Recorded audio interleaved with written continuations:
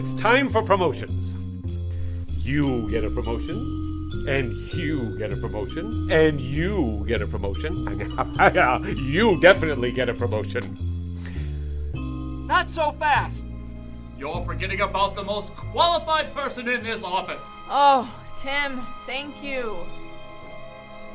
Me! Sweet memory, Jamba. You, sir, are now president of this company. Bow down before the great and powerful Tits. I'm sorry, I mean Tim. Oh, to hell with it. I'm going with Tits. Oh, don't worry. I haven't forgotten about you. Now it's garbage.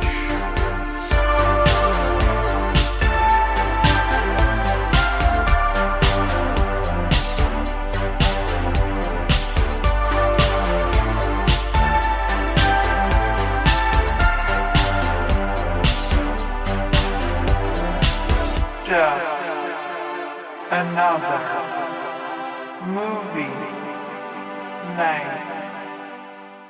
Hello, everybody, and welcome to the show. We are Just Another Movie Night, and I am Scott, and with me is my fun bags, Joe. Wait, I'm fun bags plural? Or Bags of fun. okay, I like it. Hey, guess what today is, Joe? Talking trade? Talking trash indeed. This is our show to review, spoil, debate, crap on, and give second chances to the hated, the lowest rated, the much debated and often forgotten flicks on the internet, all while asking the question, is this the worst movie ever made? And if not, what is? Because here on the show, we truly believe you can't review a film unless you know what the worst is. Is that the fastest I've ever done it? I think that's the fastest, yeah. That was like a Micro Machine guy. You remember the Micro Machine guy? Yeah, how can I forget? I used to love those commercials. He had the mustache. He looked like Time to Make the Donuts guy. He did like a skinnier version. Yeah. Yeah, this is things that people that are listening actually know about. Well, if they're old like us, they would. Exactly. Today is July, and this is the end of the month, and we are watching a new theme of movies suggested by our friend and listener, Beck, over on Instagram at This Girl Loves Horror, and her movie podcast called The Girl and the Gay Podcast. And she has chosen killer body parts, so that was the theme for the entire month, and we are ending on... We're watching a movie tonight with a tagline that states that this movie is... a killer comedy with big eyes. What? We are talking about the winner of Best Actress at the 2016 Crimson Screen Horror Film Fest and Festival Honor winner of Outstanding Voice Performance and the Golden Marquee Award for Outstanding Actress both at Zed Fest Film Festival 2015 and Grand Jury Award nominee for Best Feature Film at Fantastic Cinema Festival 2016. Of course, we are talking about 2015's The Killer Rack. Of course we're talking about that, because what other movie would we be talking about? It has to be The Killer Rack, of course. Of course. What other movie could we be talking about with those kinds of accolades? Ooh, accolades? What am I doing? Acolytes. Why am I saying it like all the time? Because I think you're always thinking of Ed Wood. Dr. Acula. Is that what it is? Because it's like a Star Wars show I can't say for some reason. Okay, look. A Star Wars show you can't say for some reason? Andor? I could say Andor. Jeez. What's the other one? Oh, The Acolyte. The Acolyte. I always want to Is it say the Acolyte? same thing. Oh, you're thinking of always switch it. accolade. That's the word you're trying to scooch out. Yeah, what did you think I was trying to say? Accolade. I think I said acolyte. You did. I did. See? And I said that's the Star Wars show I'm trying to say. And I didn't make fun of you. You easily make fun of me. No, I didn't. But I said no. I'm making fun of You know what? myself because I said acolyte and I meant accolade. You know what? That's why you're my fun bags. Hey, this movie has a 4.1 on IMDb. You're not going to believe this, Joe. From 513 reviewers. Oh my God. It was directed by Gregory Lamberson, whose first film was a crazy film I wish we did on this show called Slime City. And this movie actually references it when the actor actually shows up and gets sprayed in the face and his face starts falling apart and he says, "Oh no, not again." Did we even see that? We did. We saw it with our friends on a Monday night movie night. Oh, okay. It was fantastic. We laughed through the whole thing. I don't remember it. It's a guy who his body, like witches, did something to him, so he's like a demon. His body needs to eat people. Oh, okay. Yeah. He's like melting constantly. Yeah, he's always melting. Yeah, I get it. Okay. Yeah, it was like Yeah. just like this movie. It was filmed in a guy's room, or in the alleyway outside of his apartment. This is filmed in Uncle Lloyd Kaufman's offices from 1970 because it's what it Nothing looks to do like. with him. Nothing to do with him whatsoever.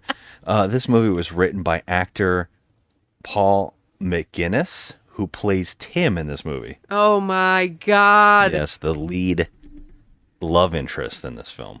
It stars Debbie Roshan, the winner of 2 of those awards I named in the beginning, Joe. Wow. You know what? I will say this. She brought it. She tried.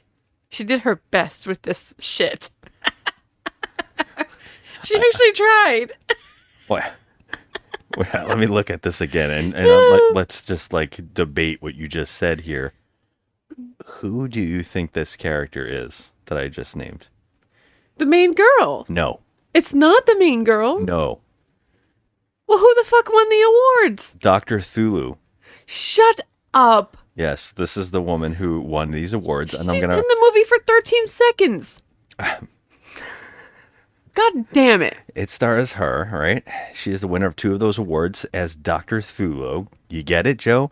Thulu. Dr. C. Thulu. She has 271 acting credits, including the wholesome family movies like Special Needs Revolt, Bloody Hooker Massacre, Areola Jones and the Home Video Vixens, Shakespeare Shitstorm, Post-Apocalyptic Commando Shark, Dick Johnson and Tommy Gunn versus the Cannibal Cop based on a true story, Oh my God. Killer Hoo-Ha, Bikini Bloodbath Christmas, Heather and Pugly Drop a Deuce, Dr. Horror's Erotic House of Idiots, Mulva Zombie Ass Kicker. Oh my God. There's 2 of those. Stop. And my favorite, Tales from the Crapper.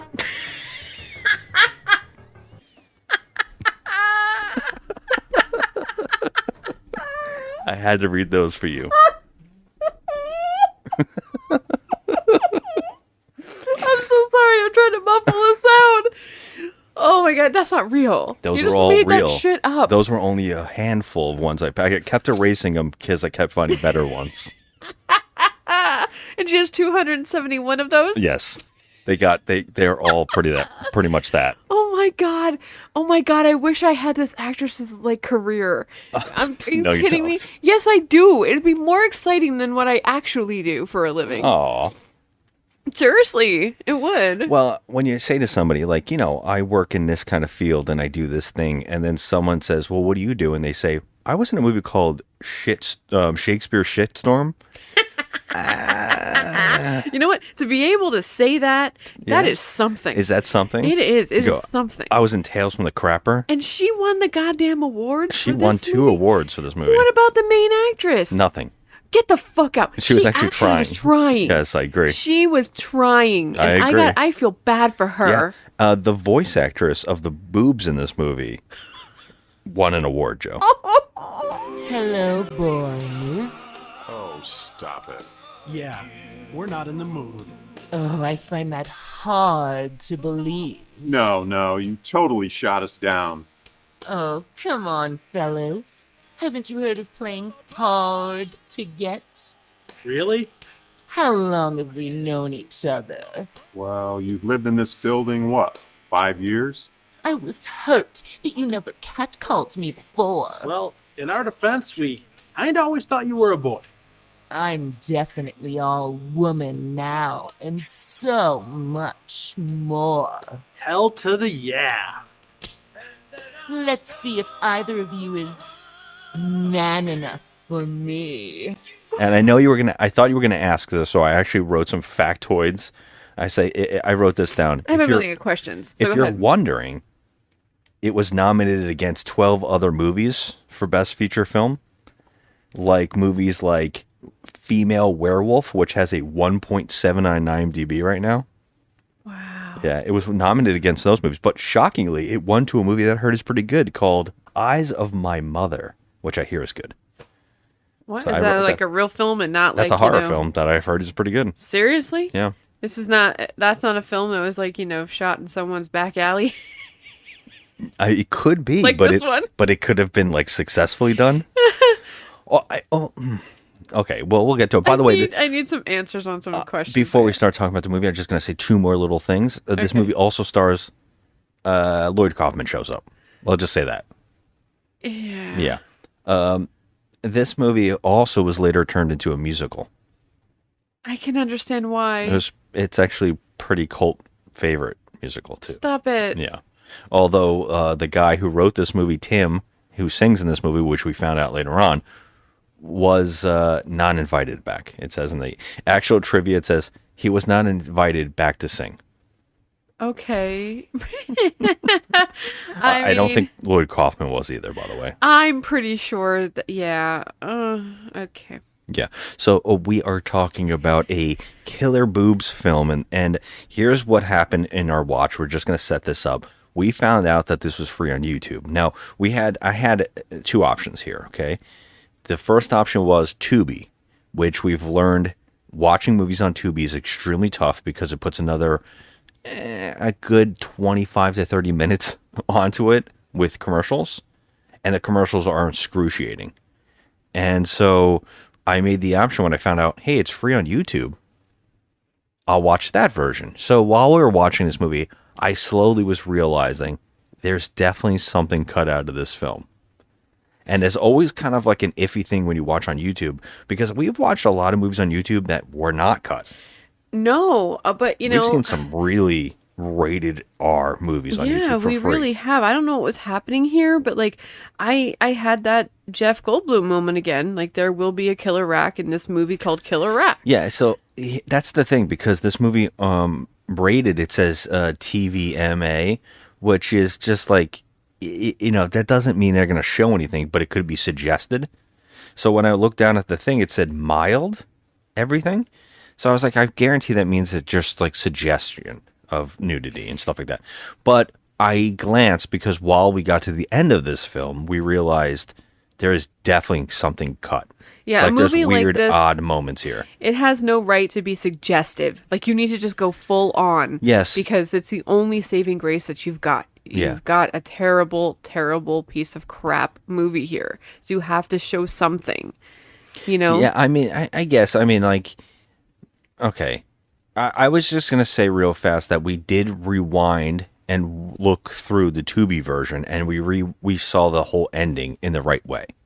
I paused it, rewound a little bit, and then we skipped back and we realized they cut out a whole song and dance number from this movie on the YouTube version, which was weird to us. Yeah. Because it wasn't really anything offensive. It was just like a joke about boobs. Yeah. That's it. Yeah, it wasn't like showing them or anything. It was just people dancing around. There were some suggestions of boobs, like in the background behind Lloyd Kaufman.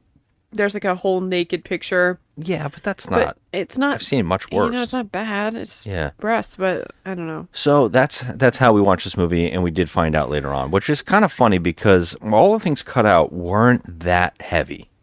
So that being said, now you said something about this movie being cheap and all that. Look, this is a very, very low budget indie made film, and I want to give them a little more credit than I think you were going to give them. No. What I'm trying to say here is that we needed some kind of, like, if you're not going to give us actual boobs, give us gore. Don't Yes. try to like make this poor main actress overdo it with the acting. I mean, she's really, really trying, this girl. She's the only one in the entire movie that's actually trying to act. And I feel like you need to do something. If you can't have a movie like this and not give some kind of gore. I'm sorry. Are you gonna discredit Bartles and James? Because Bartles and James they're are the stellar MVPs of this movie. They had me laughing almost. Oh my god! I laughed out loud a shit ton. Every time they were on screen, I was like, "Oh, I'm laughing." Yeah. Yeah. Oh god. Okay. Look, you want to just talk about this? If there's a plot? Yeah. I mean, there is. I mean, there's some stuff that we could joke around about here. Yeah. I'm still a little iffy on what is actually happening here. Yeah. So we quickly find out that there is a mad scientist who worships Cthulhu. Yeah. Her name is Dr. Kate Thulu. Yes. Yes. And she has the Hail Hydra symbol on almost everything that she has. Does. It's hysterical. And they might show an outside building that looks like a professional place, but once you go inside, the whole movie is being filmed in what looks like a basement or some kind of rundown shack. It's definitely like an abandoned office building of some sort. There's like wood paneling on the walls in some places, and it's bonkers. I mean, next crazy. level. It's that literally when I looked up trivia, the only thing I could find out really was that these sets were all like somebody who was working on the movie's place. Like the director's all of his house. See, that's what I'm telling you. I think that they asked Lloyd Kaufman, hey, no. So I'm going to borrow your shit. You keep bringing up Lloyd Kaufman. So they wrote Lloyd Kaufman an email. He answered, hey, will you do a cameo? And he said, sure.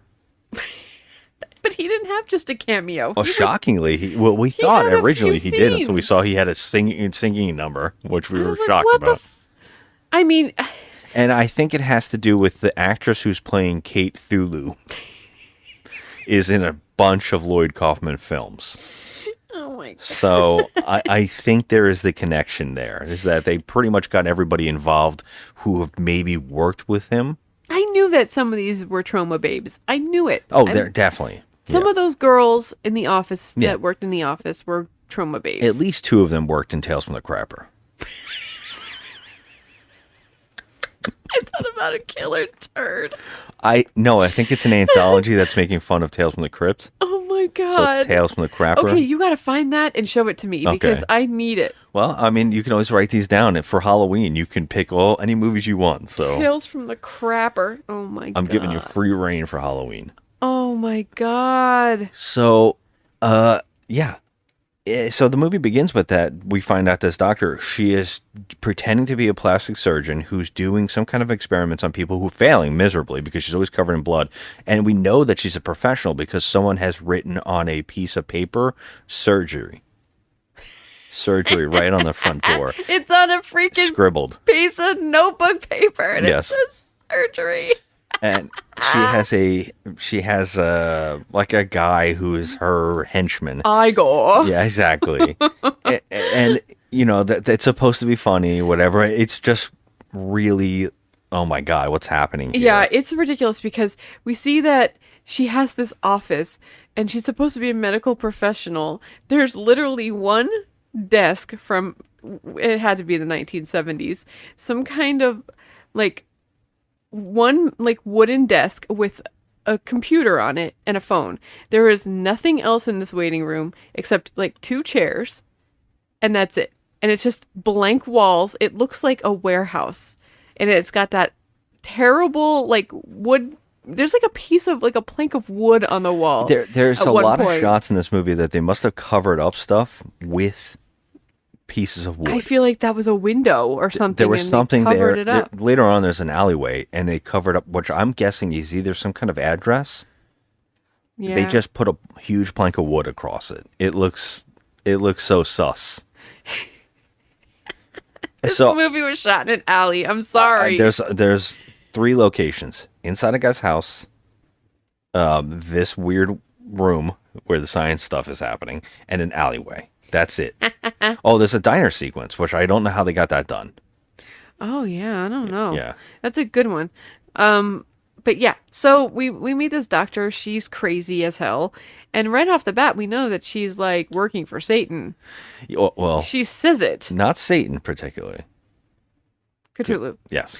Okay. Yes. All right. Very Lovecraftian. I wanted you to know that. So every time she tries to do surgery, she's trying to implant a demon breast onto these patients, and it doesn't work, and they end up dying. So, How'd it go? What was so important that you had to interrupt me? What, you were just knocking to see if you disturbed me? Oh, never mind. You lost another one. She was unworthy? Apparently. Been in the evil scientist game a long time. And believe me, you don't want to work with the Elder Gods. Now what? We keep trying. Perfection is close, I can just feel it. Soon, we're gonna find the perfect vessel. And all of humanity will fall to its knees, and we shall rule in darkness.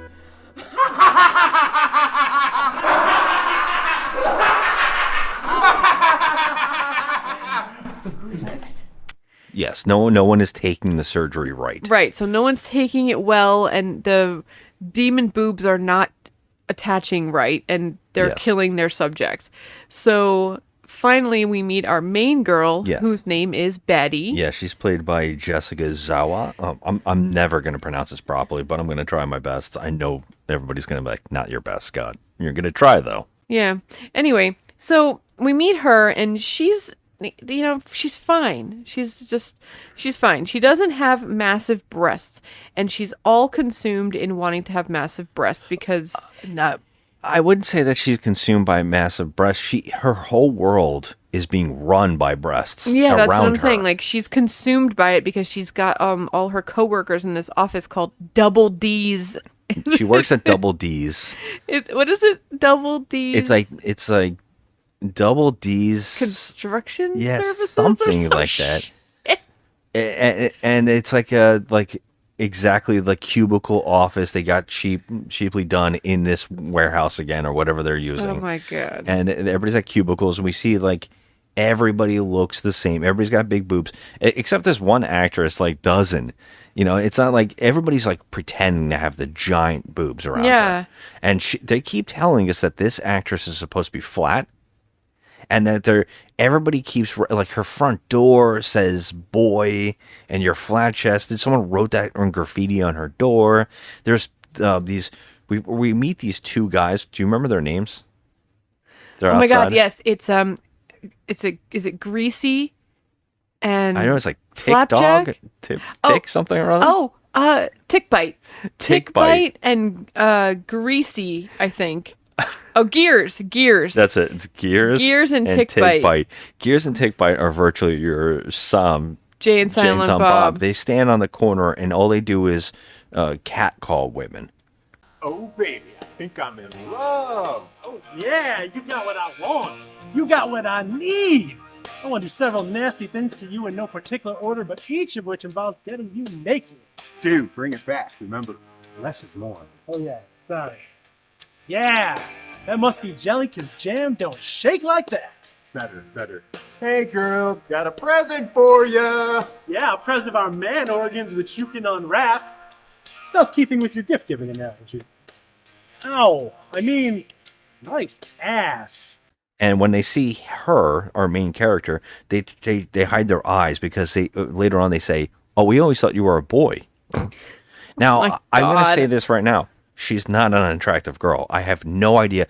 And they could have so easily taken a woman who had big breasts or something like that and tried to flatten them and try to make her look ugly. Yeah. Instead, this woman is just playing herself. Yeah. And they didn't try to do anything to her. And I kept going, she's not an unattractive person. Like, you have to at least trick me. That was that She's All That? Is that the movie where, she's covered in paint? Oh, she's covered in paint. She has glasses, she's ugly. Which, not another teen movie nailed that, like that whole joke. Yeah. He's like, I can get any of these freaks. And then they're like, oh my God, she's so ugly. She's got glasses and she's covered in paint. Yeah. It's so true. It's just ridiculous, this weird thing. But this movie didn't even try. No. She just straight up looks like Anna Kendricks or somebody. Like not a bad looking person. And I'm like, you guys aren't selling me on the flat chest or anything because she never looks like that once. No. But when she keeps going everywhere, everybody references it. I know, and her coworkers are so mean to her, and they're just bitches, just flat out bitches. And I I'm see like, what you did there. Oh, flat out. See, you're doing it now too. Maybe it's You just a know? woman thing, and I didn't understand it. That was totally like, not intentional, but whatever. So they're just nasty to her. Her boss is the fucking worst. Oh, they're all terrible. The worst. Like he's just a nasty male chauvinist. And they want you, they're like hammering it in that, oh my God, the only way to live your life is to have huge honkers.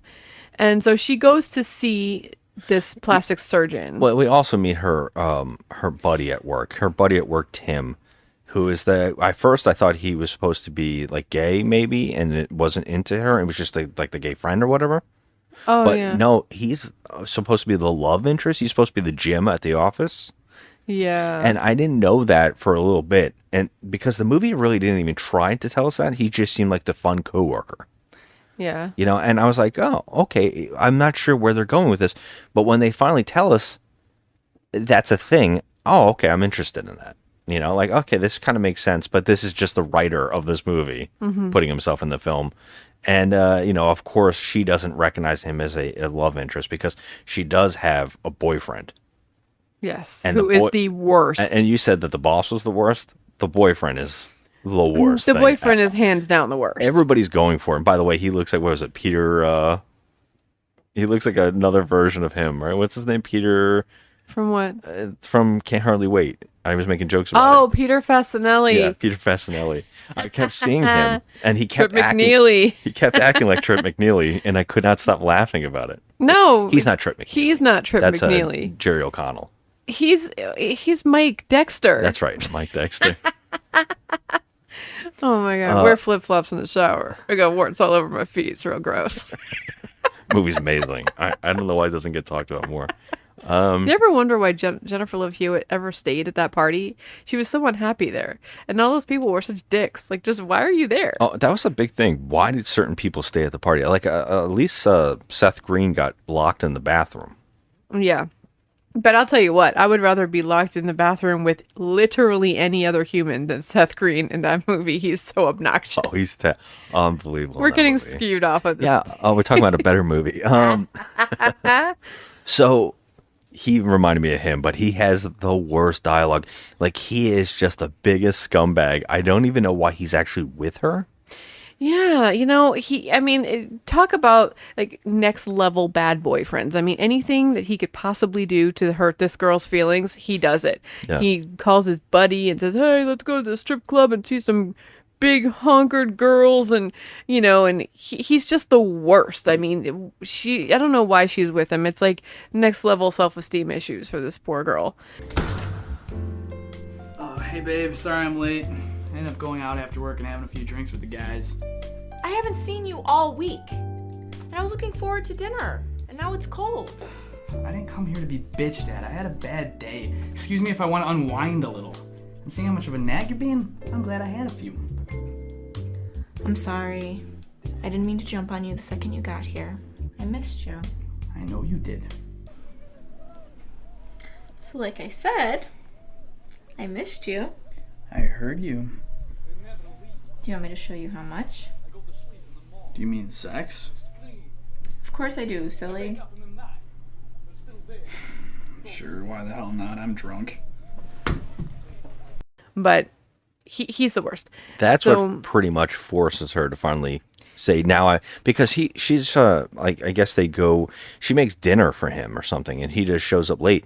But when this guy does all this stuff, she watches a commercial, which is Thulu, Dr. Thulu. Dr. Kate Thulu. Dr. Kate Thulu selling her plastic surgery. By the way, that also made me laugh, that commercial. Was one of the times I was like, because the whole movie I was like, what is this? Yeah. Like, oh, this is going to be one of those stale movies that we watch, because I always say that comedies are the hardest movies to get good. Yep. They're always the movies I hate, because if the comedy doesn't work, it's not going to be a good movie. And so I thought, okay, this is going to be a low budget, bad comedy. But there were certain things that started popping up that I went, okay, now that's funny. And one of those things was this commercial. With a little bit of invasive plastic surgery and go from a 0 to a 0. Wow! Now I can achieve wealth, fame, and the possible destruction of my enemies. If you don't want to look like doo-doo, call Thulu. But it was just like the actress just pretending to walk on a green screen, things like that just made me laugh. But she's saying, come on down and we can help you with any kind of plastic surgery. So that gets it into her mind that she wants to do this. But for some odd reason, we cut to a scene where we find our two detectives.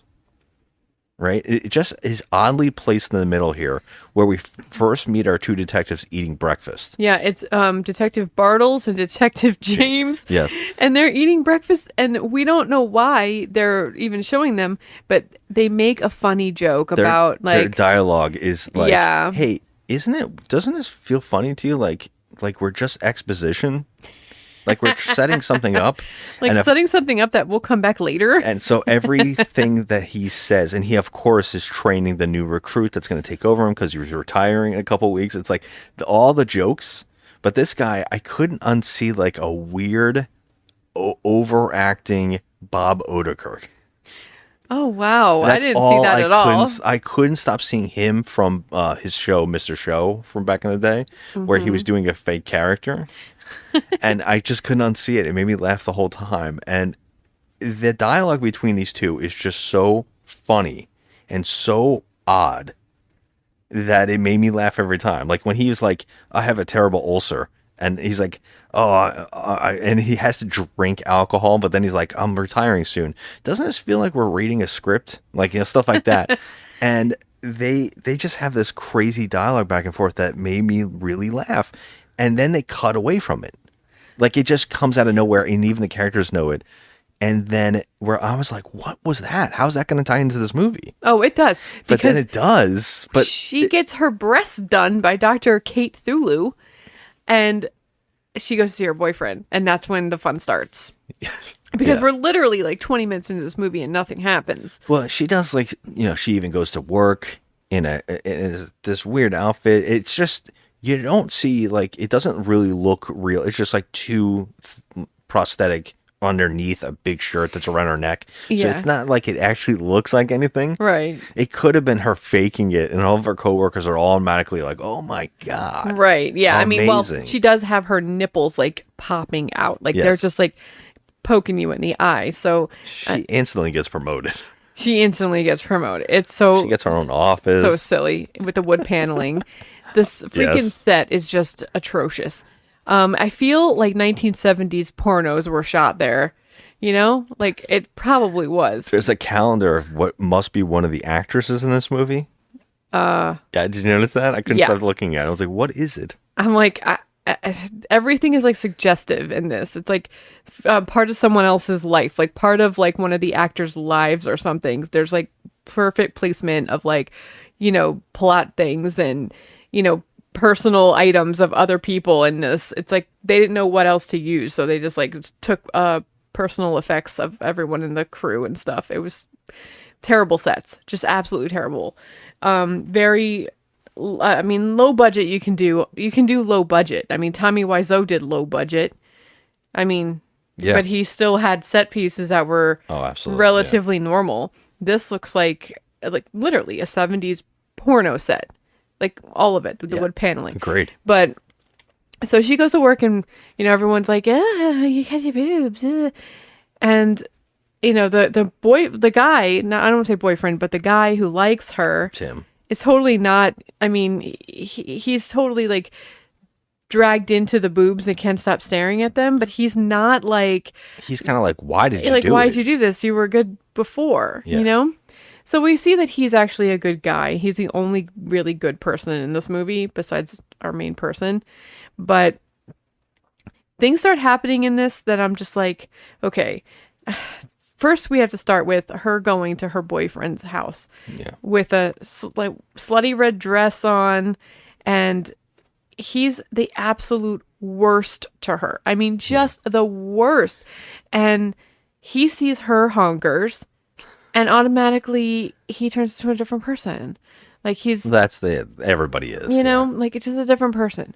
But the best part is that he tries to put his hand in her shirt to feel her up. and his hand gets Well, it's because she bit off. falls asleep on the couch, I guess, because she tells him, "You're not going to get any of this tonight." Yeah, so You know? he's just like, ugh. So she falls asleep, and that's when he tries to Molest molest her, her. and he loses his hand. Her breast, apparently, when he reaches into her shirt, bites off his hand. It's amazing. And I was like, you know what? We need to see this. We need to see it. You know, right before this hand gets bitten off, I actually was like so like kind of bored by the film already because I started staring at the background, which is obviously now I found out was the director's house. It's just he has DVDs all over the living room. Yep. And so I was watching and I was like, oh, he has every Mystery Science Theater DVD. What's funny about this is any other guy that's watching this would be like staring at the boobs, like the nipples popping out. I guess. Even though they don't show the boobs or the prosthetic. So what are you trying to say about me? You are the one that's looking in the background at all the props and stuff. Hell yeah, I am. Oh, I'd like to have that DVD I was like, set. I wonder what DVD that is right there. And then I was like, oh, I see all those Mystery Science Theater DVDs. I wonder if he has the one with Godzilla on it. Oh my God. Was banned. Anyways. So God. I don't have it. I'm just going to say.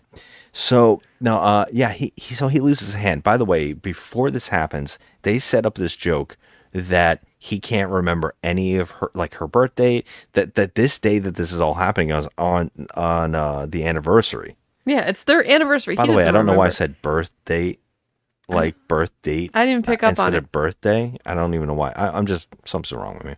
So he doesn't remember any of these numbers, like these dates or these things. He goes, oh, I don't remember any of those things. She goes, well, when did you get your pet turtle? And he goes, that was 2 years ago, and it was such a lovely day, and I remember everything about it. Okay, it's like, In fact, he said he got it on April 7th. Yeah. And that date is significant to us. Why? Oh, yeah, I didn't even pick up on that reference. Oh. Well, do you know that date? Yeah, it's your birthday. Thank you for being a good boyfriend. Why did you say it like I didn't know? Also, you're not my boyfriend. No, I'm not. I guess I am. So you know what? He said that he found the turtle. Oh, when I walked outside of the bar, I found him drinking in a puddle of beer. It was a lovely day. The only reason I bring this joke up was because I actually laughed at this. But why I brought this up is after he gets his hand bit, for some reason he chucks the aquarium with the turtle in it. And I'm like, why you want to understand murder why that the happened. turtle? But they did this only for one reason: that the next scene, the cops are there. And I honestly am not going to lie, guys. I laughed so damn hard during this bit. You laughed and I face palmed. I couldn't laugh. This was straight out of Attack of the Killer Tomatoes or something, or like Naked Gun. It made me laugh so hard. The cops surmised that it could not have been her that hurt the boyfriend. Yeah. But it had to have been the turtle. The turtle is guilty. That's not the bit that made me laugh. What made me laugh was that we see him getting brought out on a stretcher to outside by army vets in full army helmets. God. And they have him on like an army war zone stretcher. It made me laugh so hard because it just came out of nowhere and they don't even reference it. It just walks by. And I just something started to do. It's just laughing. normal behavior. Just a normal thing. Not paramedics because they couldn't afford the costume. It's just so, yeah, they couldn't. I mean, what, they have army outfits? Well, it's they even went to funnier. the Goodwill. You can get that shit there sometimes. And helmets. I couldn't stop laughing during this bit. And I just thought that was the funniest joke to have. And then it got even funnier when, like you said, the cop that's on scene that came first before the two detectives tells them that, oh, and by the way, they put caution tape on everything in the house. Made me laugh so hard too. It's on the top of the door. It's on the TV. It's on the couch. Yes. I was like, what is the reasoning? He's like, I couldn't figure out what could have occurred here, but we have surmised that, like, it must have been the turtle that bit his hand off. And they just showed this little turtle on the floor. Turtle attack. And then I laughed even harder because two cops are trying to get it and one's pointing a gun at it like, don't move, don't you move. And I was like, okay, this movie understands what it is. Yes. Okay, it's trying to be funny. And I will say that the best jokes in this movie come from every cop in this film. You know what? That's the only time I giggled. Whenever Bartles and James were on the scene. Or the cop that said it was the turtle. Cops, I can't All take these it. characters made me laugh. There was a lot of scenes like this where I was just like, oh God, Jesus, let it end. Like I couldn't even laugh because it was so bad. And it was like they were just trying so hard to be ridiculous. But it was, every time it worked for me. It made me laugh. Like, even the dialogue here is straight up airplane. Because, like, I think he's, the one detective says to the other, he goes, "You have a good eye, kid." And he says, "Thanks, my wife likes it too, but only the one." Only the one eye. And he goes, "The left?" And he goes, "Yep." Oh my God. Those two cops, Bartles and James. Stupid. They are But man, it literally made me laugh. the freaking best thing about this movie. They keep telling everybody in the movie that the James wants to have sex.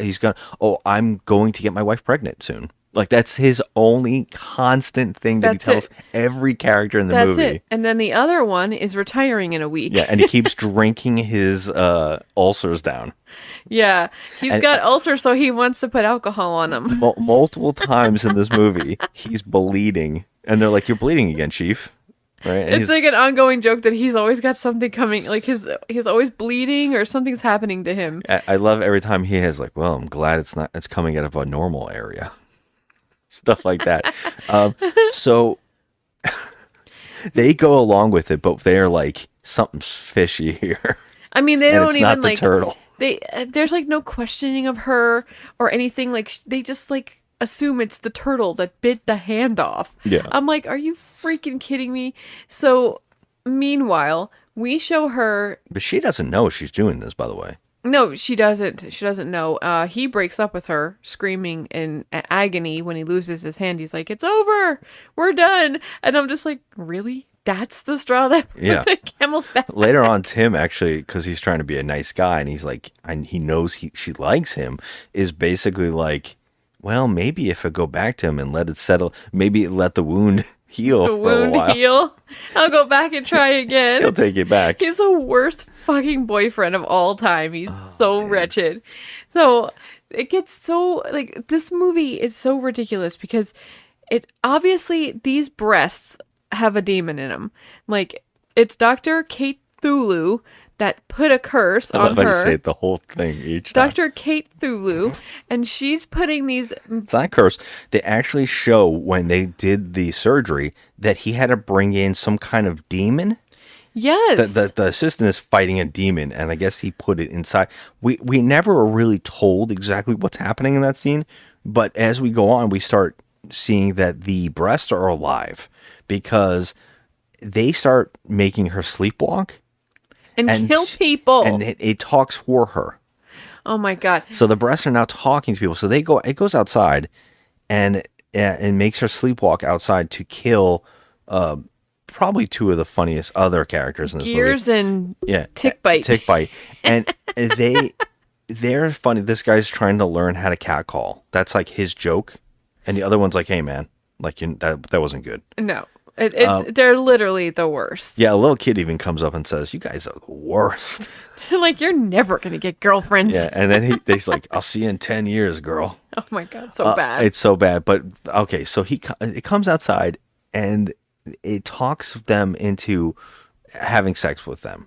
Like, like the breast is like, "Oh, come down the alleyway and have sex." Now, the girl is completely asleep. She's not moving her mouth or anything, and they're, like, talking to the breast without a problem. See, I feel like we needed to see this.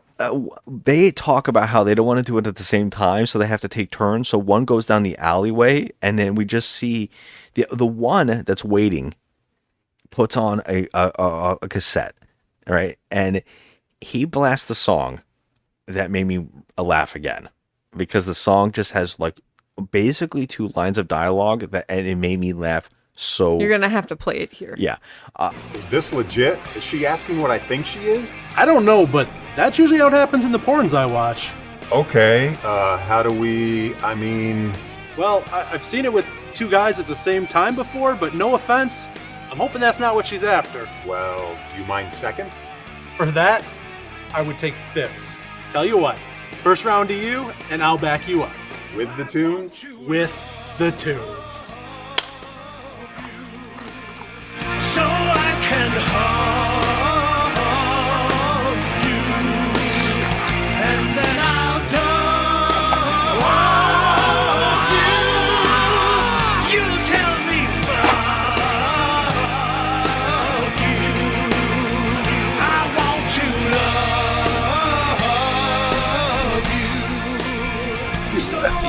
good.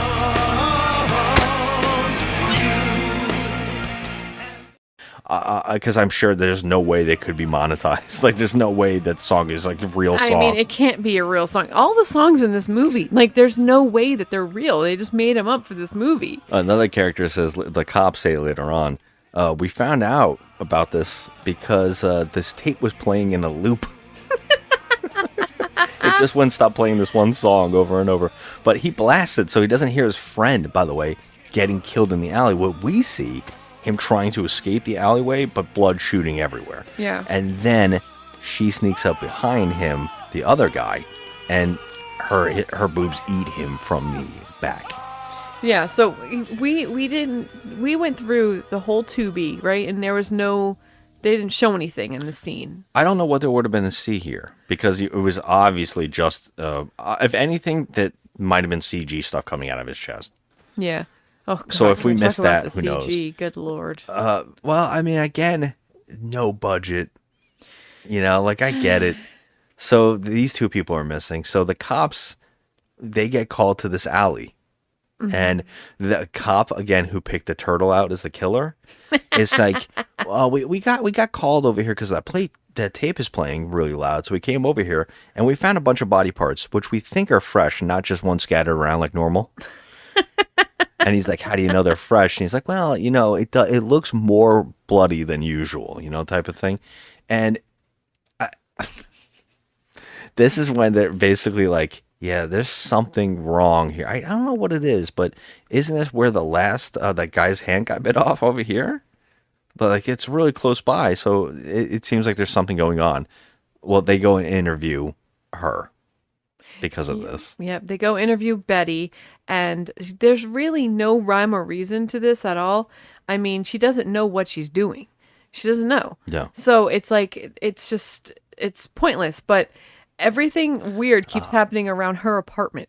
I actually think that there's another murder before they interview her, because she hangs out with her coworkers at a bar, and there's this one guy that's like a very aged, skinny Jim Carrey type character. Yeah, you know, the guy that like stands by the bar and puts out the vibe. Yes, and he just has the worst lines.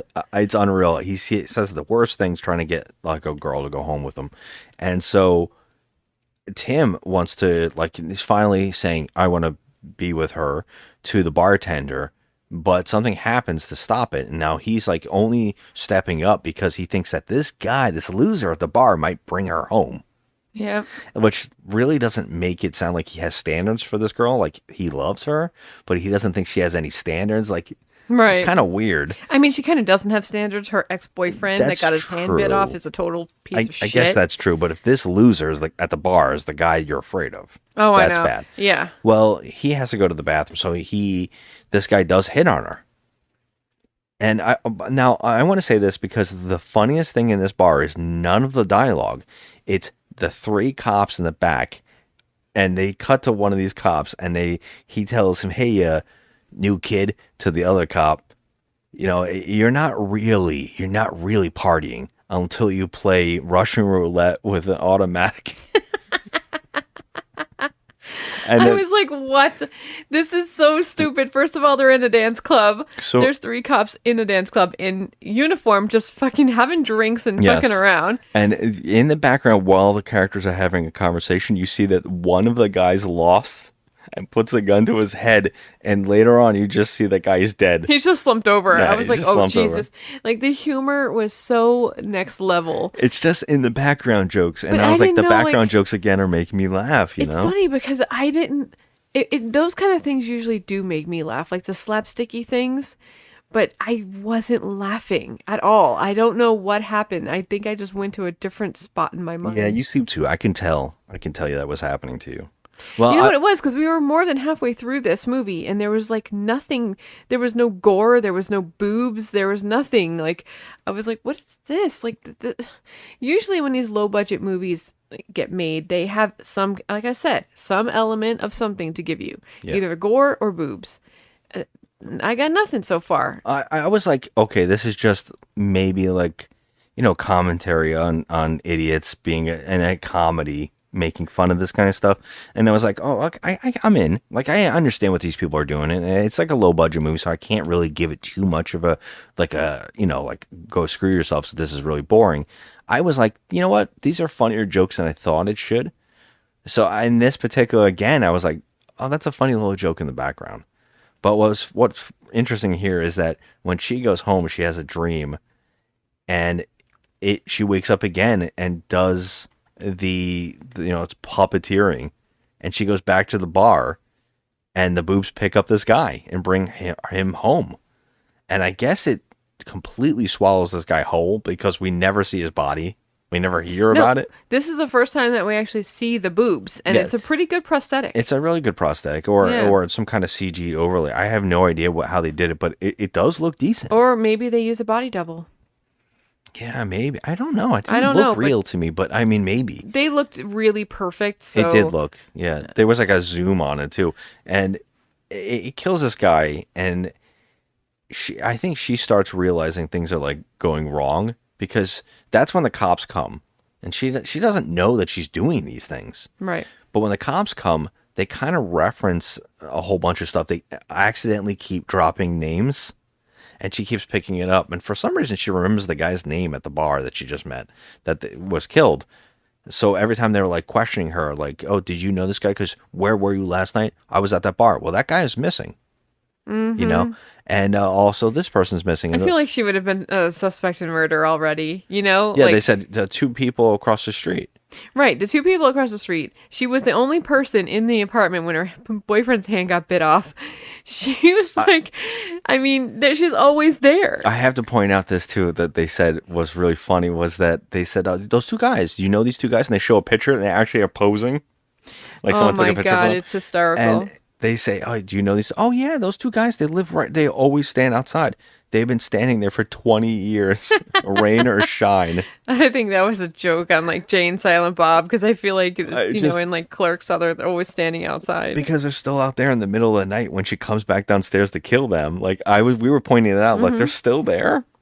And so this reference, it made me laugh. But she now figures out there's something wrong, and I think I'm a part of it because all these people are missing around me. Although the cops still think it might be wild animals like the turtle that are killing people recently. Oh and my so God, the turtle. They know that maybe there's something fishy about her, but she now starts realizing, and she has a bad dream where everybody in the world has breasts except her. And that's when we find out that her psychiatrist, who is played by Lloyd Kaufman, which is great casting, he breaks out into song.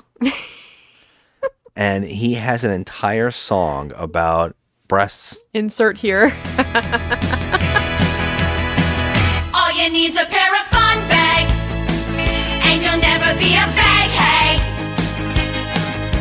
They're flappy and slappy. They make me very happy. They make me want to bust out into song. All you need's a pair of fun bags, a pair of knockers to make Dutch gag. I'm scouting the mountains for lactose fountains, memories to make Russ Meyer cry. The sight of your breasts makes me quake. I don't even care that they're fake. My heart and soul are yearning to feel. I know if I can touch them, they're real. Woohoo! All you need's a pair of fun bags, a pair of tatas that will not sag. This song is freaking ridiculous. Yes, Tim is singing it as well. It's ridiculous. And he even has breasts in this dream. And all the girls in the office are like parading and dancing around her. And you could tell the song was literally just written for this movie. It's not even a song. It's hysterical. It's hysterical. So she wakes up. This is where she's like, okay, something's really wrong. Right? But I think that she, at this point, finds out that Tim really likes her, and then she has feelings too. So they actually go on a date, and the date seems to go pretty well, because when they get back to her place, she says, like, oh, basically starts off saying, like, we're just friends. But then he's like, oh, that figures, we're just friends and you don't want to ruin it. She goes, no, I wanted to go more than just friends. So she brings him inside the house, and he's a gentleman. He stops her and says, like, look, I'm actually a virgin. And I guess we should have pointed this out. I forgot about this plot line because it's Dr. so Kate bad. Thulu. Well, that comes after this, but I was going to say there's a gypsy character.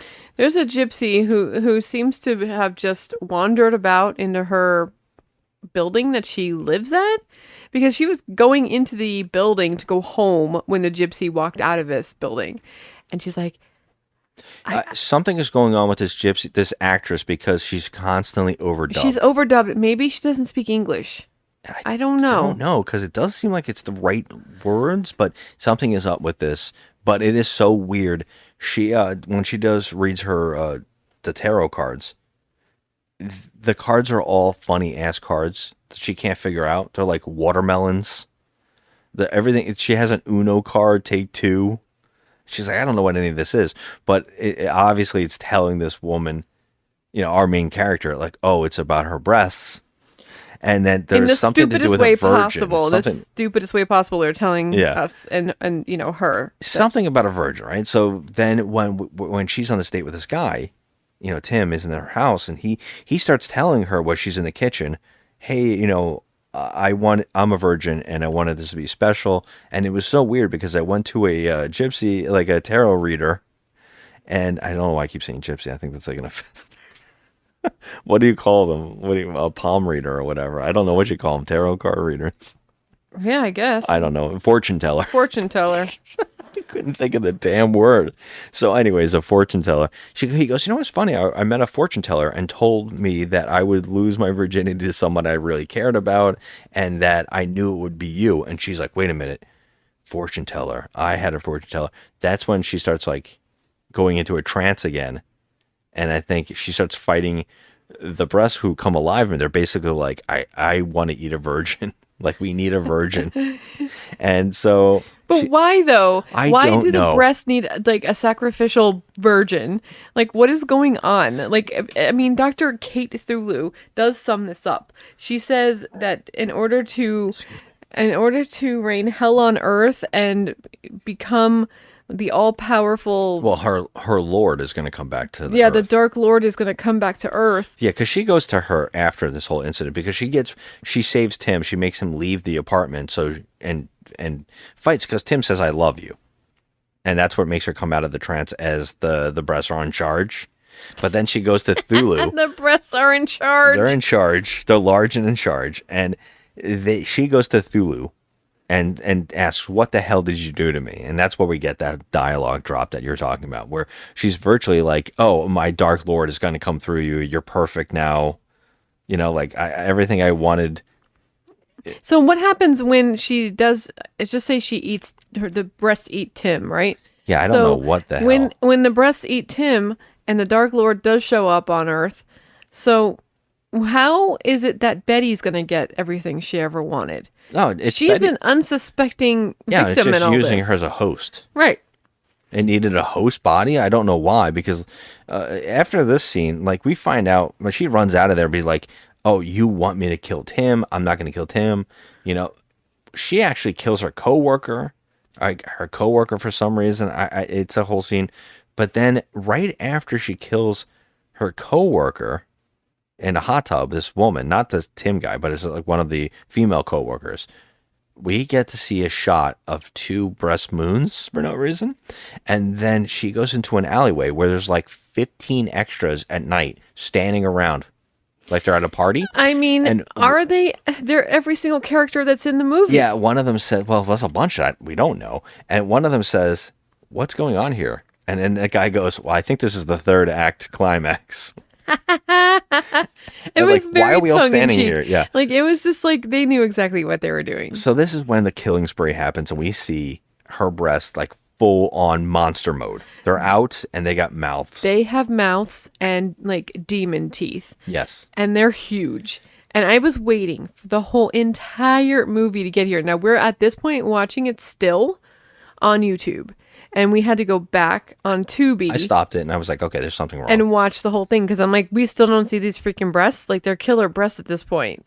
Like, we don't see them. So when we watched Tubi, we got to see them. And I was like, oh my God. We did see him in another shot too, and we did see some other things, but this is the full on of it now. This is like the monster boobs. And she just starts killing everybody. Just full on jokes everywhere. Everybody's dying. Everybody's in the alleyway from the whole movie. Blood is spraying everywhere. Yeah. It's like the scene, like and when they say like third act climax, they really mean it, because this is like everything in the movie that should have been happening up until this point is happening at the end. And she's just slaughtering everyone, biting heads off and shit. It's great. It's what I was waiting for, because I wanted to see them. I knew they were going to have like some mouth on them or some prosthetic, whatever, puppets. And I wanted to see it through the whole movie. So I was like happy. I feel like everything I had just gone through was redeemed. Okay. When I saw that. Yeah, I mean, this scene's fun. It's hysterical. There's so many crazy moments here. There's so many people dying. This feels like a scene out of Dead Alive. Yes. But without the creative, like someone really going crazy with the makeup. Taking their time. This is a little bit rushed. There's some jokes. There's like fake heads and stuff like that flying off. Yeah.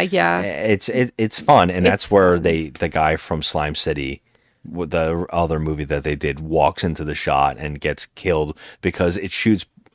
I honestly don't know why. I think it was supposed to be breast milk. Yeah. But I don't think that's what it looks like. But it like burns his face. Yeah, it was fun. It was a fun ending scene. But then we got like, our kind of hero Tim. He comes in and says, "Wait, it's me. Stop killing. It's me you want." You can kill me, but let me see her one more. Yeah, let me see my girl. Let me see Betty one more time, because at this point the full demon has just taken over her. So she comes back. It's Betty. "I love you, Tim." Meh. And well, it also killed Bartles and James. Yes. So Bartles and James, they get all fucked up. They get shot. And so she's kissing Tim at the end. And well, she rips her breasts right off. She says, "No, I'm not going to let you die, Tim." Yeah. And she rips them off, like literally rips them right off. And they go running away. They run. They actually, we see her breasts moving across the floor. That's where Bartles goes, "I told you I was an ass, man." And then he's like, "You're a demon from hell. What do you think about these beads?" And then James, who has been shot from the boobs, who ate the bullets that they shot at him and spit them back into him, gets off the floor and goes, "No, Chief, don't you know that breasts love beads? Haven't you been at Mardi Gras?" So he gets like killed too. They fall next to each other like dead. And then the boobs jump onto trash can and become like Audrey 2 from Little Shop of Horrors. Oh my God, they're so funny looking. Yeah. So you can tell that someone's in that trash can and they got their arms going through the things, and it's so goofy. It's next level goofy.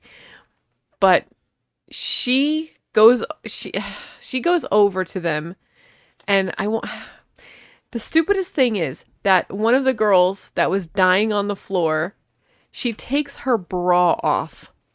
She takes this girl's bra off and then decides that she's going to try and kill the boobs by putting the bra on. The bra on the monster, because as this movie wants you to know, the underwire is the most uncomfortable thing ever for a woman. You know what? I'm going to say no.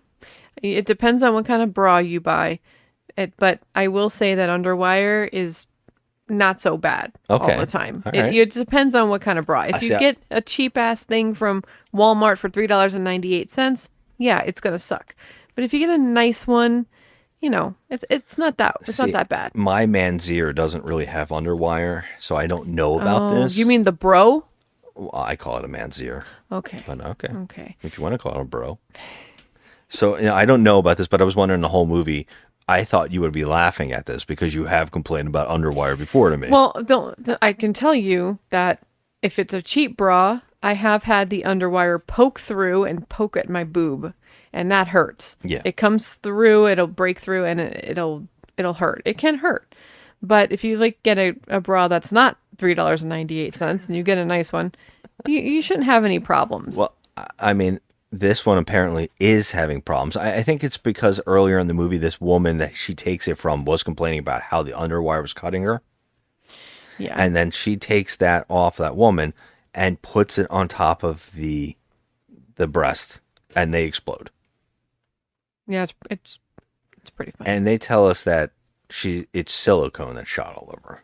Mm-hmm. So now the only great thing here, besides this as being the end of the movie and her and Tim are together, which by the way isn't bad. Okay, so I was going to say this. The only thing that's even better than the happy ending thing here is that Bartles and James are okay. They get up off the floor with their mortal wounds. That I mean, they're bloody as hell, and they're shot in the chest and everything. Has multiple bullets. The They're chief just getting goes, right up. You'll get used to those bullets. I love it. They at this point they just didn't give a rat's ass. Let's go get ice cream. They said, "Let's go get ice cream," and they're walking around. I'm like, but okay. He says terrible line here, and I was like, oh my god. I guess we should point out the two lines. When she kills the breast with the bra, she says, my boobs are real and they're spectacular, which is a Seinfeld joke. Mm-hmm. And then he says, it really was beauty that killed the bust. Fucking awful. And I was like, oh. The dialogue in this movie, it can either be hysterical or face palmy.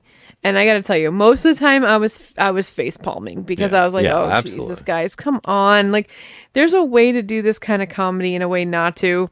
True. And it was just too much. I'm just like, oh, God, it's just not funny. It's like, when they're trying too hard, it's not funny when you try too hard. True. That's what I was going to say about this movie, because I'm going to give more of a pass to this movie than I normally would. I think that this movie, I couldn't stop thinking about this, that we've seen movies like this that had a little bit more of a budget, and so they worked better. But this movie, you can tell, had like no budget. I mean, but you can still, okay, our main actress, Betty, she actually did try, and I felt bad for her because she's not bad in this. No, but she's surrounded by a bunch of twits, I guess everybody's supposed to be. It's like they're just trying too hard. It's just too extra. It doesn't hit right. It doesn't land when you're trying that hard. But that's what I was talking about. Like, you can see they couldn't afford a lot of cuts. They only had a certain time of day to get things done. That's what I was talking about. They probably filmed this over a week. You know what I mean? They probably didn't take as much time because they didn't have the money, they didn't have the budget. If they did, they could have made a real movie. We watched One-Eyed Monster a couple weeks back, which I think a lot of what we want in that movie kind of was in this movie, but that movie apparently had a bigger budget. It felt like it looked a little better, and some of the actors were trying a lot better in that movie, but I felt like none of the jokes landed there, but were landing here. Right. So that's, I don't know, I'm the opposite. I didn't feel like any of the jokes were landing here. We said Bartles and James alone were funny. Bartles and James, that was it. Like some of the other stuff, like the stupid ass boyfriend and, just this other silly one-liners, they just didn't hit right. I was like face palming a lot. But Bartles and James were definitely the VIPs of this movie and the main actress who really tried, for sure. Yeah. I will give this a little bit more of a pass. Like, that's what I'm thinking of. Like, all the movies we watched this month and this killer body parts thing, some bizarre stuff. But, it's another thing, too, that I guess we should mention is that since we watch these in chronological order, as we got on to the 2000s, we realize what the difference between an indie movie in the 2000s, the 90s, and the 80s, or the 70s. I don't know when the hand was made. I can't remember now. But I think it was the 70s. Okay, so you could see that was a low budget of the 70s. It looked decent. I think so. And then in the 90s, it got even more strange and using like every buck that you had to make something. And then when you get into the 2000s, you're like, it's even cheaper, but then the movies look cheaper too. Yeah. So it's like the indie movies of the past never look. I mean, the movies of the past make movies now look like some just a friend made this on YouTube. Mm-hmm. You know what I mean? It's it's an odd thing to look at and break down of how during the decades it got cheaper looking. Yeah. Some almost kind of lazier, which is sad because I think they definitely tried here. You know, there's I mean, a they lot did going try on with with the special effects. They did. They were crap, of course, but they did try with those special effects. I mean, with the boobs and the mouth and all that stuff. I will say that they tried way harder than the One-Eyed Monster movie did years prior, where we were waiting for the monster the whole time. We really didn't get to see anything. No, we got to see like a dildo. As a dildo. Yeah. And so in this one, you're like, oh, they made props. They made actual things. They were just kind of like, it was just too extra with the trying too hard with the comedy. But with the props, they did good. Yeah. They did good with the props. I'm just giving them credit for like, this is the later. I'm sure if we watched a movie from now 2025, you know, we would be like, oh my God, the budget here. This looks even worse. This is 2015, this movie? Yeah. So it felt like it was 1995. Yeah, it could. I mean, well, Yeah. I can feel the year in the way that it was being filmed. That's what I'm saying. Every decade, you're like, oh my God, it gets increasingly worse. Yeah. With the how it looks and feels. Yeah. And the Killer Eye we watched last week. I mean, like we're getting into that time where you're like, holy shit! Jesus, like, I just put that out of my head already. I know exactly. So it's like this is like 15 times better than the Killer Eye to me. But I don't know. 15 times, good lord. Not 15. Well, I shouldn't say 15 times. No, you shouldn't say 15 times. Two times. 2 times better? Three times. What's your score on this? I'm gonna give this a 4 out of 10. So you think it's so bad it's good? I do. I do not. I do. I found this kind of like an indie. I think if they were given a budget, this could have been something fun. Like a more of a cast. I think that I feel like this could have been something very funny and people would have liked it or known about it more. But I can see this being a cult thing. I can see why it got turned into a musical and was more successful, which is what I said about when we saw Lisa Frankenstein. I was like, this movie's going to become a cult movie and it'll be a musical. Mhm. It'll be very popular in the back, like in the indie scene. Yeah. And I think I was right about that. And the same goes here. I'm like, this is going to grow into something. And I can see this being like... Well, it hasn't yet. Well, I said it became a musical. So it did. People know of it in the cult scene. But how long was that musical running? No, it's not about that. My point is that it actually had some kind of longevity. Whereas Lisa Frankenstein's actually a budget movie, was in the theater. This wasn't in the theater. It was slapped online. Yeah, that's true. So it's like, for that, I got to give it some credit. So I'm going to give it so bad it's good. Like I wouldn't even say so bad it's good. It's kind of like funny. Like it's a chintzy comedy. I liked it. I'm only giving it so bad it's good because it's not great. You know, it's not even mediocre. It's just like, it's funny. Yeah, I'm gonna have to go one lower. I'm sorry. I'm taking it to a 3. So you're going toward the One-Eyed Monster. Yeah. Because I don't know. I mean, at least the One-Eyed Monster. The reason I'm giving this a 3 is because I do feel that there are some elements of it that were not so bad. But One-Eyed Monster, at least we had the one actor who was totally bringing it. Yeah, they actually, those people in One-Eyed Monster, we know them from things. Yeah. So they had like no reason. Like these are just like, extra actors or people who work on films in the behind the scenes. I mean, can we talk about Dr. Kate Thulu? She has an impressive resume of trash. Well,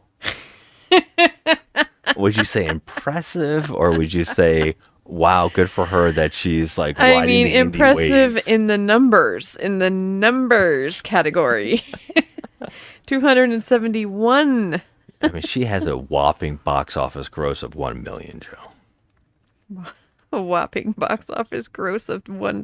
$1. I was being generous with the $1 million after 270 films. I don't know how many of those movies actually were in the theater. Box office gross of about $27.50. You're probably right. I was going to be nice. Oh, no, I'm not trying to be mean. I'm just saying that this movie did not really get me into at least the One-Eyed Monster. It had me laughing in some scenes because I was like, okay, this is stupid. But this one, Bartles and James is what did it for me, and All the cops. they couldn't save I it. liked the lead actress. I didn't mind it. No, she was all right. And I was like, I actually like in this movie the Tim and her. While Tim is like he's you can see he's not an actor. He seems dubbed a lot too. I was like, you know what? I get it. They have chemistry. It's weird. I like it. I don't mind it. They have a little joke about coffee and stuff. But in One Eyed Monster, I was like, I don't get any of these characters. Nobody seems to like each other. Nah, everyone was terrible, but so all right, let's recap. Hold on. And So we keep forgetting the killer eye exists. I because forgot. it's terrible. Yeah, so we got a hand, a tongue, an eye, a penis, and boobs. Yes. I think we did it. Back we did it. We did it. We have covered the essential body parts. I guess so. And we're going to Right? say pretty much is in order of our likability. The hand, then killer tongue, right? Yeah. And for me, it's this movie and then One Eyed Monster. And in dead last, the killer eye, which was straight garbage. I mean, oh God, man, that was trash. Oh man. Well, yeah, this one I'm at a 3. I can't do it. I get it. I get it. I mean, I understand. I'm not even. I have. There's one 10-star. I've definitely got more leeway than you. You do. You're I giving always it a do. lot of leeway, but I'm a little bit more critical than you. There's one 10-star and one 1-star review. I'm not reading nothing. Well, I'm done. Can you just give me a headline? Is there a funny headline of the 10? A funny headline. I'm sure it was one of the people who worked on the movie. I mean, yeah, of Does it course say Uncle it is. Lloyd gave it Oh Jesus, Uncle Lloyd. for the song alone? I mean, these songs, you're definitely gonna put them in here, but all right. So, well, I'll tell you what the headline of the 1-star is: grossly unfunny. Okay. Okay. Then the 10-star is so bad, so good. And they gave it a 10. Yeah. What was the person who wrote that's name? I just want to know it. Oddball Quilter. Yep. Makes sense. Oddball Quilter. Sweet. Yep. I mean, hey, I got more enjoyment from this one than I thought I was going to. Yeah. Well, that makes one of us. Have a good night, everybody. Thanks for stopping by. Jeez. Oh man. Okay. Oh my God, I'm done with Killer Rack because it just didn't. I'm done with Killer Rack. I just love the sound Yeah, of it's that. That's just, hilarious. Let me look at this one It thing just really fast. out of all the movies we watched this month, this one wasn't the best. I mean, the best. Nice.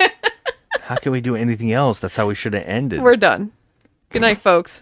Be sure to tip your waitress. All right, so we're moving on to August next month, and next month is National Dog Month, which it means September is National Cat Month. So what we're going to do in August and September is dogs versus cats. We're going to see which one of these has the best movies. Dogs for the win. All right, we're going to do dogs all next month. I found some choice numbers, and we'll see how that goes down. I don't know. We'll see. Until next time, everybody, thanks for listening. Have a good one. And you want to say anything else? Yeah, how about hit us up on Instagram at Just Another Movie Night. That's Scott, and I am at The Crafty Misfit. That's it. Yeah. Thanks. Yeah, what's wrong, Chief? I've been having these pains followed by numbness in one arm, followed by white light with dead relatives beckoning me forward. You might want to see a doctor. Oh, no need. Probably just my ulcer acting up. Let's see what's going on over there so we can go home. I hear you. Now that I'm not enjoying my first week on the job, I just really want to get home with my wife. Gotta keep trying for that baby she wants.